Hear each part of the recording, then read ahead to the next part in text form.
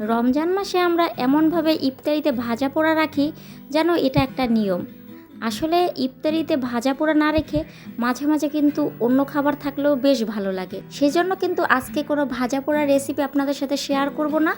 আজকে শেয়ার করব সবজি দিয়ে খিচুড়ি, আর সাথে থাকবে গরুর মাংস। এখনও বেশিরভাগ জায়গায় দেখা যায় ইফতারিতে অনেক মানুষের আয়োজন হলে সেখানে খিচুড়ি বা বিরিয়ানি হয়। এটা আমার কাছে বেশ ভালোই লাগে। যাই হোক, কথা না বাড়িয়ে চলেন কিভাবে আজকে আমি সবজি খিচুড়ি রান্না করি সেটা আপনাদের সাথে শেয়ার করি।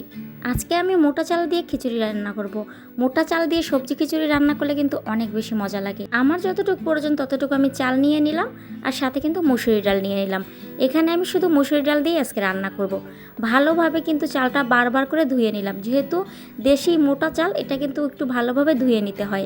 এরপর ধুয়ে রাখা চাল ডালের উপর দিয়ে দিলাম গাজর, সিম, আলু আর গোটা গোটা রসুন আর কাঁচামরিচ, হলুদের গুঁড়া, লবণ স্বাদ মতো, দারুচিনি, লবঙ্গ আর পেঁয়াজ কুচানো দিয়ে দিলাম।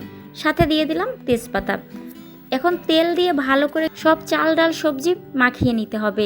এভাবে কিন্তু মাখিয়ে রান্না করলে অনেক বেশি মজা লাগে।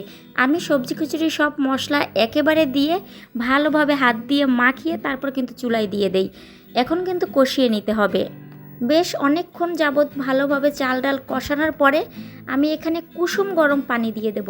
আপনারাও সবজি খিচুড়ি রান্নার চেষ্টা করবেন একটু কুসুম গরম পানি দিতে, তাতে করে চালটা তাড়াতাড়ি ফুটে যায়, সেদ্ধ তাড়াতাড়ি হয়।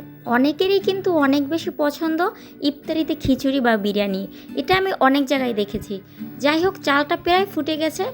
এখন আমি দিয়ে দেবো এর মধ্যে কাঁচা টমেটো। কাঁচা টমেটো দিলে সবজি খিচুড়ি কিন্তু অনেক বেশি মজা লাগে। তারপর দিয়ে দিলাম পেঁয়াজের কলি, ছোট ছোট করে কেটে ধুয়ে তারপর দিয়ে দিলাম। এখন সব কিছু মিশিয়ে নেব।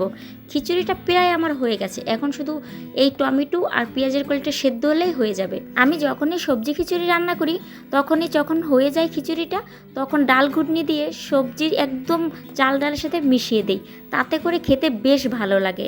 যাই হোক, খিচুড়িটা হয়ে যাওয়ার পরে এদিকে আমি ফোড়ন দিয়ে দিলাম। পেঁয়াজটা সয়াবিন তেলে ভেজে দিয়ে দিলাম খিচুড়িতে। তারপর শেষে ধনিয়া পাতা দিয়ে একটু নাড়াচাড়া দিয়ে খিচুড়িটা কিন্তু ঢেকে রেখে দিলাম। এখন অন্য সাইডে গরুর মাংস রান্না করব। যেহেতু খিচুড়ির সাথে গরুর মাংস, আজকে একটা বড় পাতিল নিয়ে নিলাম। সেখানে আমি এখানে 3 কেজি গরুর মাংস নিয়ে নিলাম। তারপর রসুন বাটা, আদা বাটা একসাথে দিয়ে দিলাম কিন্তু টমেটো এটা ডিপ ফ্রিজে ছিল তাই বের করে দিয়ে দিলাম। হলুদের গুঁড়া, স্বাদ মতো লবণ দিয়ে দিলাম, মরিচের গুঁড়া দিলাম, এলাচ, লবঙ্গ, তেজপাতা, দারুচিনি সব মশলা দেওয়ার পরে দিয়ে দিলাম সয়াবিন তেল।